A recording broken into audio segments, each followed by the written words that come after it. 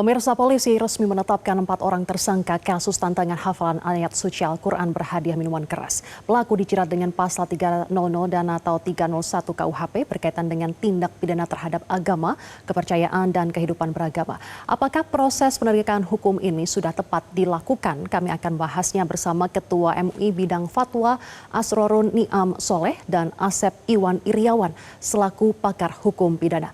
Assalamualaikum Bapak-Bapak, Pak Niam dan juga Kang Asep. Terima kasih sudah bergabung bersama kami. Assalamualaikum warahmatullahi wabarakatuh. Baik, kami ke Pak Niam terlebih dahulu. Pak Niam, apakah MUI sepakat dan puas terkait dengan penetapan 4 orang tersangka dalam kasus ini? Ya, saya kira ini menjadi salah satu momentum ya. Momentum yang pertama adalah momentum untuk membangun kesadaran bahwa isu keagamaan itu sensitif, sehingga setiap kita perlu menjaga kesucian apa yang disakralkan dan juga dihormati oleh masing-masing pemeluk agama. Yang kedua, sebenarnya ini yang menurut hemat saya sangat penting, terkait dengan tata kelola peredaran minuman keras.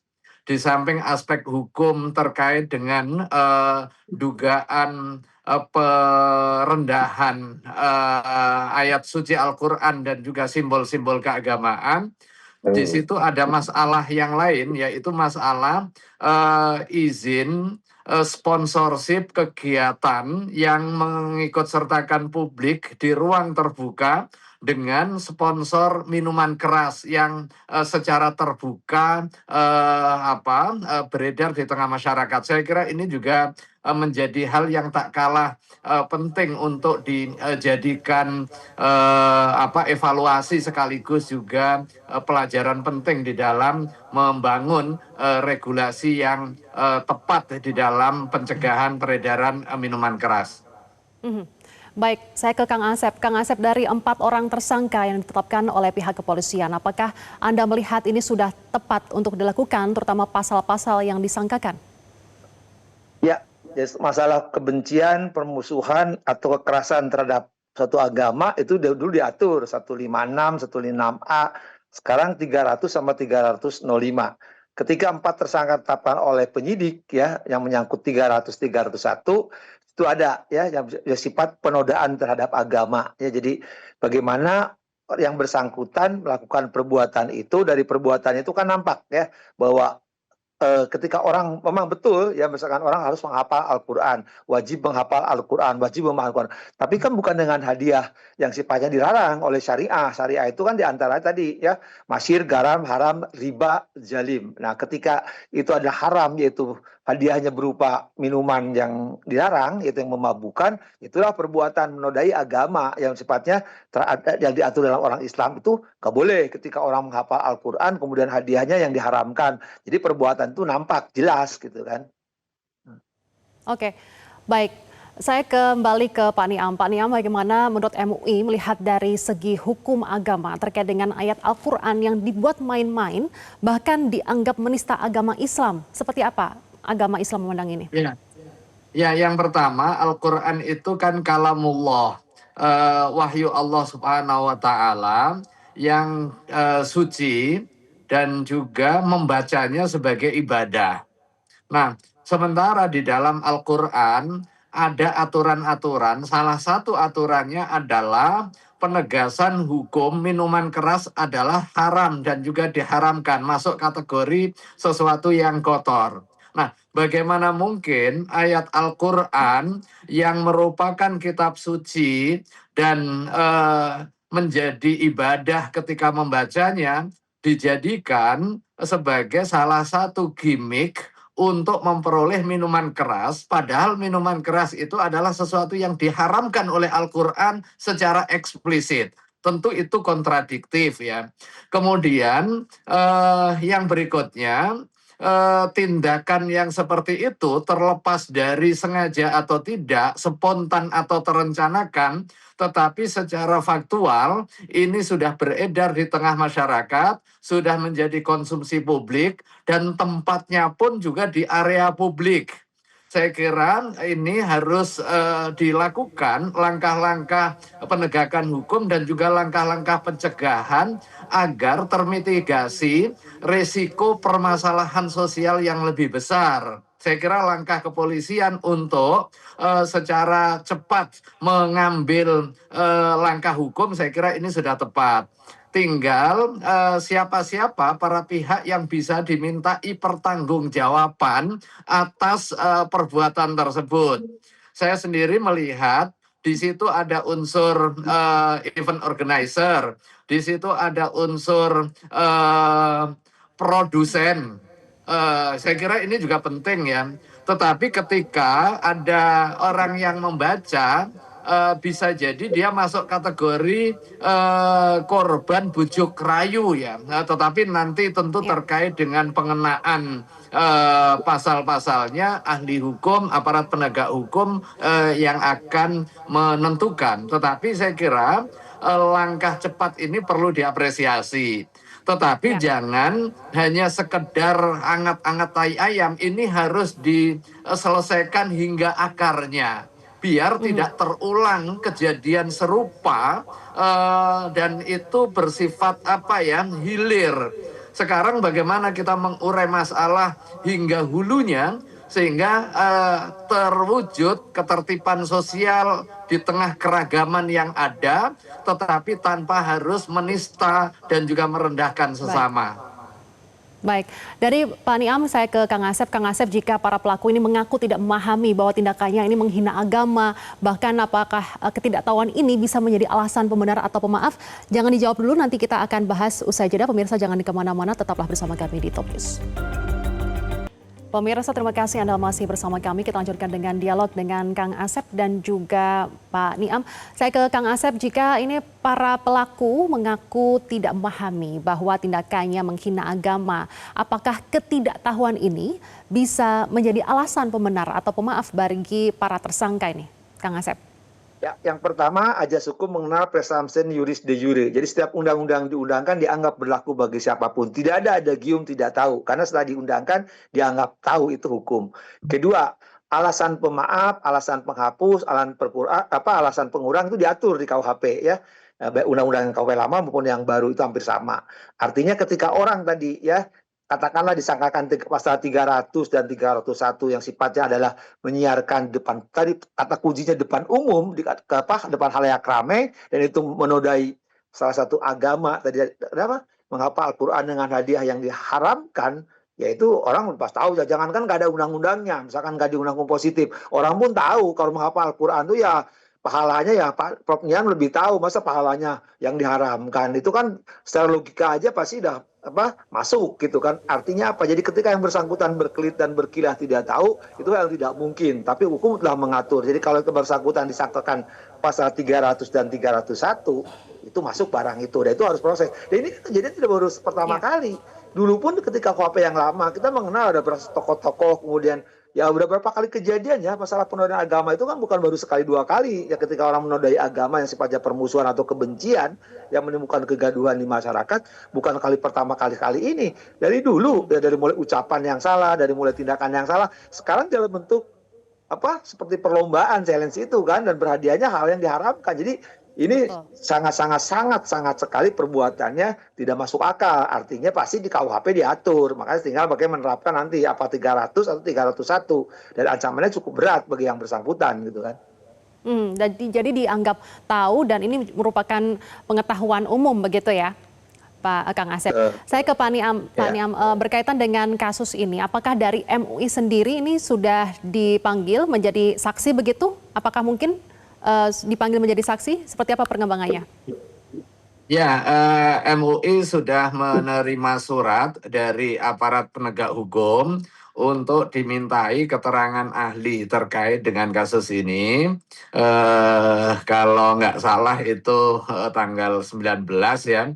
Nah, tadi MUI juga melaksanakan rapat untuk menindaklanjuti surat permohonan tersebut untuk memberikan jawaban keahlian sesuai dengan kompetensi yang dimiliki oleh Majelis Ulama Indonesia tentunya ya, yaitu kompetensi di bidang keagamaan.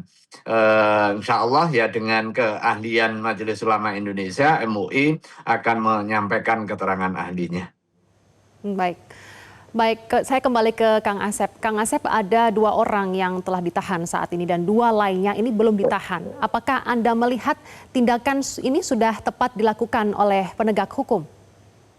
Ya, karena perbuatan asalnya aktor intelektual itu adalah menyampaikan dalam pertunjukan tersebut diikutin. Beberapa orang itu dalam hukum dikenal keturutsertaan ya. Jadi ketika yang bersangkutan disangkakan tidak hanya melakukan perbuatan tapi bersama-sama entah membantu entah ikut serta, ya harusnya semuanya ditahan gitu kan. Karena jelas itu kan hal yang ringan, jadi janganlah memperolok-olokan atau menjadikan bahan mainan yang sifatnya sara, suku, agama, ras antar golongan. Lebih agama ini kan tidak sekali 2 kali kejadian, apalagi di tempat hiburan tertentu yang sifatnya publik tahu bahwa itu dijadikan ya tanda petik ya kalau saya bukan tanda petik lagi ya, secara hukum tadi menodaan terhadap agama. Ketika penodaan terhadap agama itu siapapun pelakunya harus ditahan karena ancamannya ya, apalagi disiarkan di media gitu kan, bisa kena gitu. Jadi jangan sampai terhadap pasal-pasal yang sifatnya menodai terhadap agama ada yang ditahan dan tidak ditahan. Jadi seharusnya ya, katakanlah 4 orang jadikan tersangka, 4-4-nya jadikanlah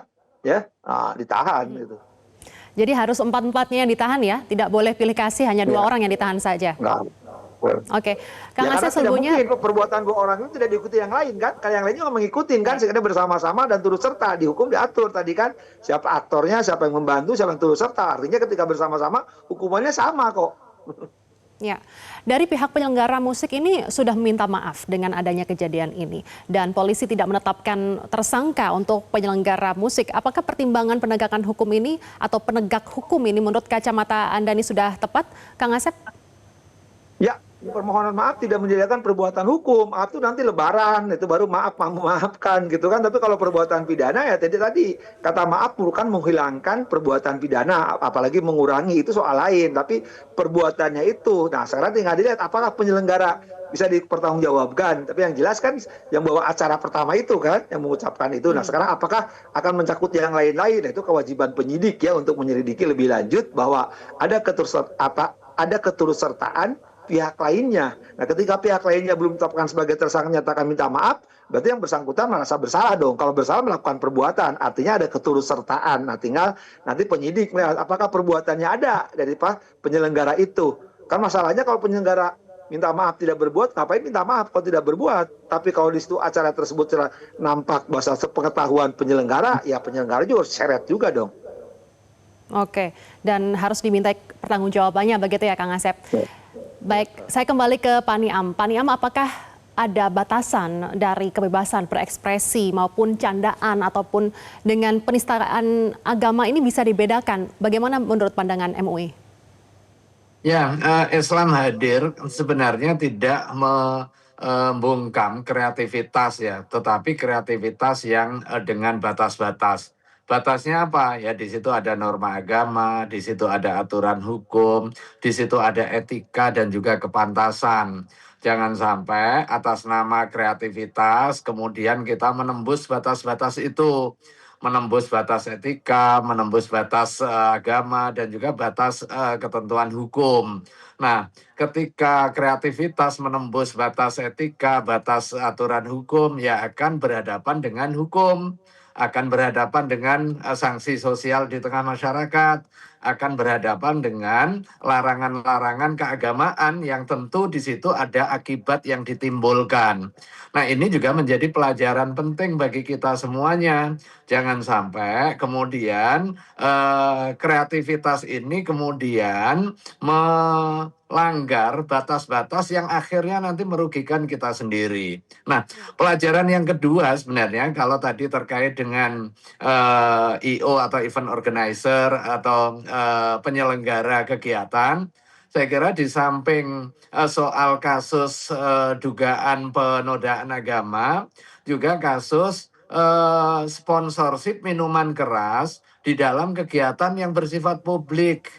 Di sini ada dugaan perbuatan melawan hukum karena ada aturan yang memberikan pembatasan secara sangat ketat terhadap peredaran minuman keras. Karena minuman keras itu kan termasuk zat adiktif yang itu terlarang pada hakikatnya. Baru kemudian ada eksepsi, ada pengecualian-pengecualian. Sementara kegiatannya adalah kegiatan musik di ruang publik, sponsorship menggunakan produk minuman keras dan itu terinformasi di atas 19%. Artinya di sini penyelenggaraannya sudah bermasalah gitu. Ya. Saya kira ini momentum untuk melakukan penegakan hukum di satu sisi dan juga penegakan regulasi. Ya. Jangan sampai kemudian kita mengambil residu masalah tanpa menyelesaikan akar masalahnya. Ini salah satu akar masalahnya adalah soal produsen minuman keras hadir di dalam ruang publik yang kemudian dipasarkan oleh pemasarnya dengan cara yang kemudian merendahkan kesucian norma nilai agama. Jadi menurut Anda bagaimana regulasi yang seharusnya ditegakkan oleh penyelenggara ataupun juga dengan pemerintah? Ya, yang pertama kan sudah jelas zat adiktif itu adalah sesuatu yang harus dibatasi dan juga dicegah serta dilarang, apalagi kemudian di ruang publik. Ada undang-undangnya, kemudian ada peraturan Menteri Perdagangan terkait dengan tata edar minuman beralkohol, tetapi itu tidak dijadikan dasar di dalam konteks ini. Bahwa di situ ada masalah terkait dengan peredaran minuman keras, ya dalam persepsi atau dalam konsepsi Islam, minuman keras itu menjadi salah satu yang disebut sebagai ummul khaba'ith, induk dari tindak kejahatan. Maka itu kemudian diberikan pelarangan secara eksplisit dengan kata rijs. Jadi innamal khamru wal maisiru wal ansab wal azlam rijsun min amali syaiton. Karena itulah saya kira hari ini menjadi momentum juga di dalam konteks perbaikan regulasi. Kalau toh seandainya masih ada lubang di dalam konteks regulasi pelarangan minuman keras, saatnya hari ini hadir. Dan itu terbukti ketika ada ruang peredaran minuman keras diikuti oleh tindakan yang bersifat provokatif. Seandainya nanti kemudian itu masif di tengah masyarakat, orang mabuk, orang hilang akal akan melahirkan satu perbuatan tindak melawan hukum berikutnya. Ini adalah momentum saya kira. Baik, semoga dengan adanya ini tidak ada kasus penistaan agama yang terjadi lagi dan juga regulasi terkait dengan miras ini bisa diperketat agar tidak merusak generasi-generasi maupun yang ada di masyarakat sendiri. Baik, terima kasih Pak Niam dan juga Kang Asep telah bergabung bersama kami. Jelajahi cara baru mendapatkan informasi. Download Metro TV Extend sekarang.